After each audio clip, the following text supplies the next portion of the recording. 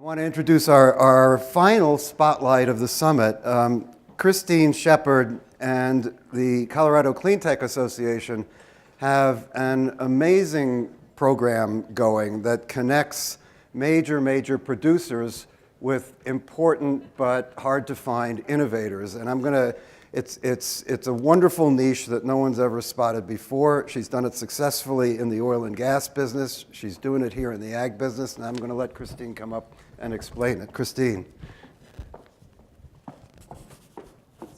Welcome. Thank you and good morning. I'm Chris Shapard. I run the Colorado Cleantech Industries Association. We're the state voice for the cleantech companies in the state. When we talk about cleantech, it's the renewables, it's energy efficiency, it's water, it's air, it's energy storage, it's grid infrastructure, and it's advanced transportation. So we really cover a lot of sectors, and some of those have impact in agriculture. So let me see, I have a clicker, I think, right here. And so I wanted to start out with money. The Cleantech Group, which is a global aggregator of cleantech investment, has come up with these 2014 amounts of investment into the food and ag sectors globally. And so $1.14 billion in 2014 has gone into food and ag investments, and that's across 176 deals, which is a 45% increase over 2013 over the deals and 34% increase in dollars.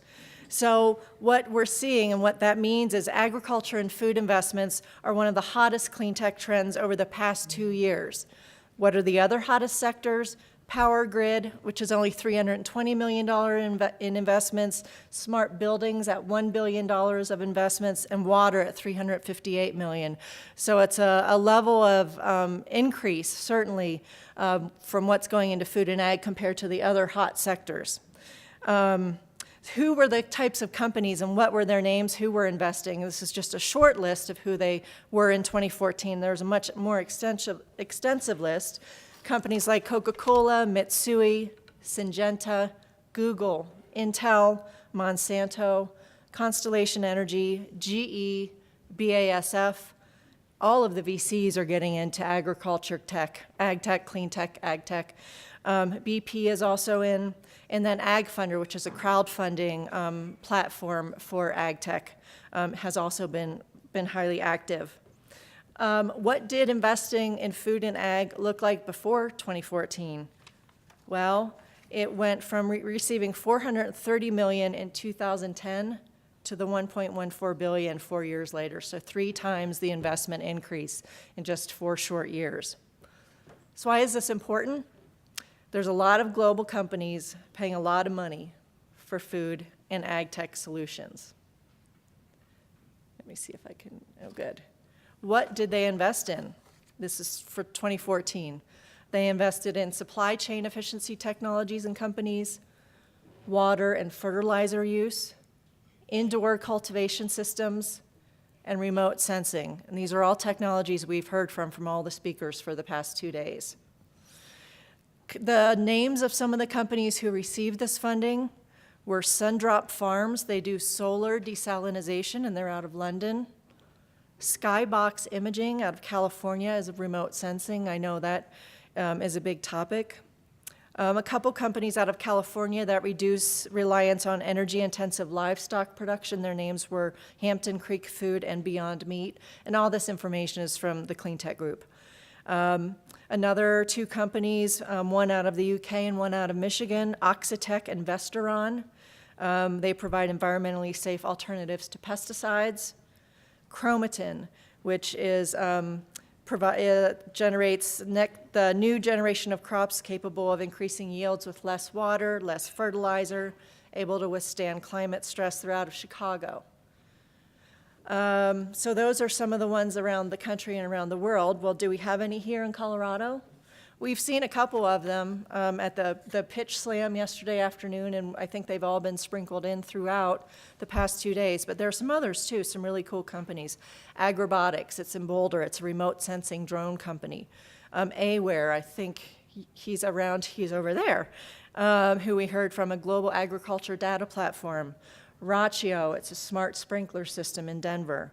Silver Bullet Water Treatment, they were also on a panel yesterday. They do efficient water technology.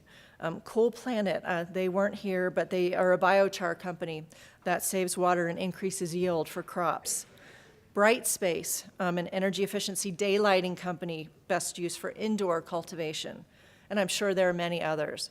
The Cleantech group actually shows that there are 26 companies in Colorado searching for funding in the food and ag category, and I'm sure there are many, many others that I don't know about.